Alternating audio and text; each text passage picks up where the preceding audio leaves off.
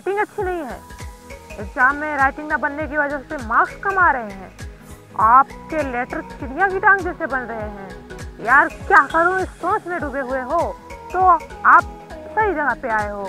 आज मैं आपको कुछ ऐसे रीजंस और उनके सॉल्यूशंस बताऊंगा जिनकी मदद से आप अपनी राइटिंग को सुधार सकोगे। तो आज इसीलिए मैं आपके सामने कुछ रीजंस और उनके सॉल्यूशन लेकर आया हूँ जिनकी मदद से आपकी राइटिंग गुड नहीं, बेटर नहीं, बेस्ट हो जाएगी। रीजन नंबर 1, सॉल्यूशन नंबर 1 में मैं आपको ये बताना चाहूँगा आपके पेन पकड़ने का तरीका कैसा है। आपके पेन पकड़ने का तरीका आपकी राइटिंग पर बहुत बड़ा प्रभाव डालता है। आप ऐसे पकड़ते हो पेन, या ऐसे पकड़ते हो, या फिर ऐसे पकड़ते हो, जिस भी तरह से पकड़ते हो, जिस तरह पकड़ पाने से आपकी राइटिंग अच्छी बन रही है उसी तरह से पकड़ो। या फिर मैं आपको कुछ तरीके बता देता हूँ, आप उस तरह से पकड़ सकते। आप बहुत कस के भी मत पकड़ो उसे कि लिख ही ना पाओ सही से, या बहुत हल्का ही मत पकड़ो कि आपके हाथ से कंट्रोल ही ना हो, पेन किधर जा रही है, इधर जा रही है, उधर जा रही है, कैसे भी लेटर्स बनने लगे आपके। आपको कोशिश ये करनी है कि आपकी पेन आपके हाथ में अच्छे से बनी रहे। Number 2, position. आपकी पोजीशन कैसी आके लिखते समय, आप कैसे लिख रहे हो, बैठ के लिख रहे हो, लेट के लिख रहे हो, खड़े होकर लिख रहे हो, या फिर हाथ में कॉपी किताब पकड़ के लिख रहे हो, पेंसिल हाथ में ली, कॉपी हाथ में ली और कहीं भी लिखने लगे ऐसे। मैं आपको कुछ पोजीशन बता देता हूँ जिनकी मदद से आप अच्छे से लिख सकते हो। आप कहीं भी ऐसे लेट के, खड़े होके, बैठ के लिखने लगोगे ना तो आपकी राइटिंग अच्छी उस जगह पे नहीं बनेगी, क्योंकि आपका हाथ कंट्रोल में होना चाहिए लिखते समय। जैसे आप इस तरह से बैठ के लिख सकते हो, इस तरह से भी लिख सकते हो और इस तरह से भी बैठ के लिख सकते हो, लेकिन आप सोच रहे हो हम इस तरह से लिखेंगे, इस तरह से लिखेंगे, इस तरह से लिख लेंगे, तो आपके लिए गलत होगा, क्योंकि आप सही से इस तरह से नहीं लिख सकोगे और आपकी राइटिंग बाद में गड़बड़ हो जाएगी लिखते समय। कहीं आपके हाथ कांप जाएंगे, कहीं हिल जाएगा, कहीं इधर लेटर्स चले जाएंगे, कहीं उधर चले जाएंगे, कहीं बड़े हो जाएंगे, कहीं छोटे हो जाएंगे, जिनके कारण आपकी राइटिंग बेकार हो जाएगी। इसलिए ध्यान रहे कि पोजीशन भी आपकी अच्छी होनी चाहिए। नंबर 3, तीसरे नंबर पे है लेटर्स। आपके लेटर्स कैसे बन रहे हैं, आप लेटर्स कैसे बनाते हो, सीधे बनाते हो, टेढ़े बनाते हो, इधर उधर लिख देते हो कहीं भी, या आप कोई फॉन्ट बना रहे हो बहुत अच्छे से कि हाँ मेरा फॉन्ट बहुत अच्छा हो जाएगा, मैं इसे थोड़ा मोटा कर दूंगा, इधर पतला कर दूंगा, इधर आगे थोड़ा निकाल दूंगा, बढ़ा दूंगा, तो आपकी राइटिंग अच्छी हो जाएगी। आप ऐसा सोच रहे हो तो ये मत करो यार।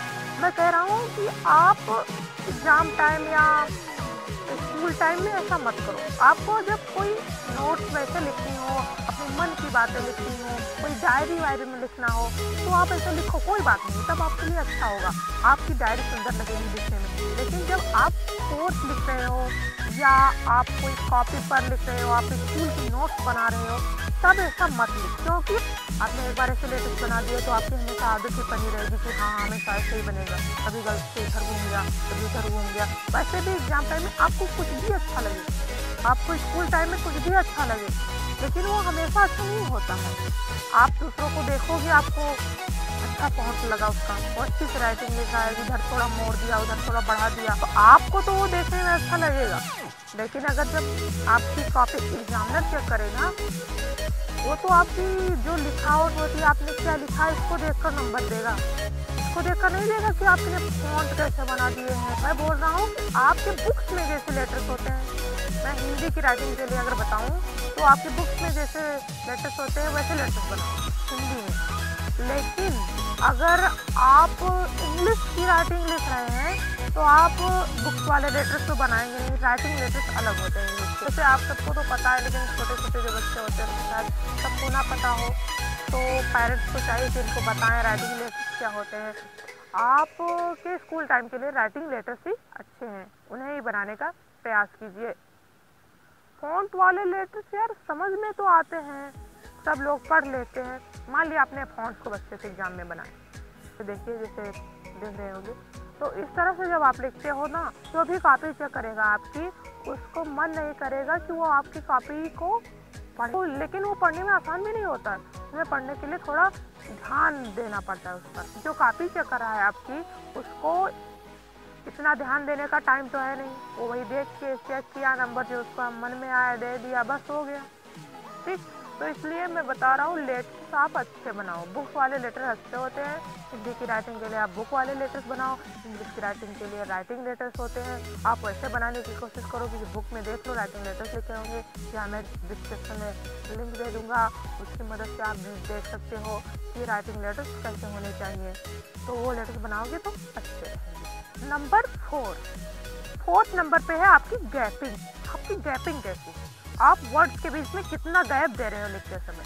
आप 2 लाइन्स लिख रहे हो, लाइन्स के बीच में आपके कितना गैप है। आप लाइन छोड़ के लिख रहे हो या एक के बाद एक लगातार लाइन्स से लिख रहे हो। उस जब आपके लेटर्स सब छोटे हैं या बड़े हैं, या आपके वर्ड्स बड़े हैं, आपके वर्ड्स ज़्यादा बड़े होंगे तो आपका गैप कम हो जाएगा। आपके वर्ड्स बहुत छोटे होंगे तो आपका गैप बहुत अधिक हो जाएगा।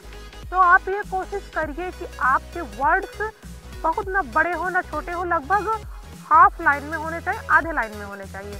आधे पे आप लिखते जाओ। अगर हिंदी में लिख रहे हो, हिंदी की मैं बात कर रहा हूँ अभी, तो अगर आप हिंदी में लिख रहे हो तो आपके लेटर्स आधे लाइन में होने चाहिए लगभग, ताकि जो नीचे की लाइन में आप लिखो तो आप उस पर कोई मात्रा लगा रहे हो तो उस लेटर से टच ना हो, कोशिश करो कि उससे टच ना हो, गैपिंग बराबर बनी रहे। नंबर 5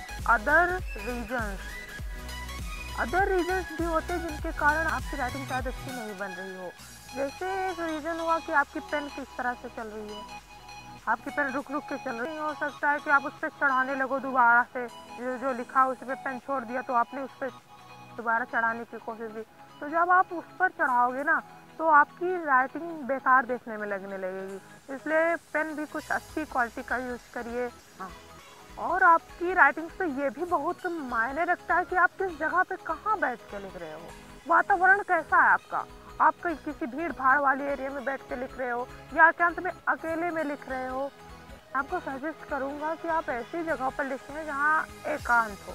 अपने मन को अपने लिखावट पे कंसंट्रेट करना होगा आपको। आप पूरी तरह उस पर ध्यान लगाकर लिखिए जो आप लिख रहे हैं। सोच समझ कर लिखिए, नहीं तो आपकी कई बार होता है कि आप सोच समझ कर नहीं लिख रहे होते हैं। आप कई जगह कट करते हैं, आपके वर्ड कई जगह गलत हो जाते हैं, तो उसकी वजह से उस पर पेज गंदे लगने लगते हैं और आपकी राइटिंग बेकार हो जाती है। इसकी वजह से एग्ज़ाम में भी आपके कई बार मार्क्स कटते हैं। तो आप कोशिश करिए कि आप वर्ड्स में कटिंग कम कीजिए और कंसंट्रेट करके लिखिए। लिखावट पे आप कंसंट्रेट कीजिए।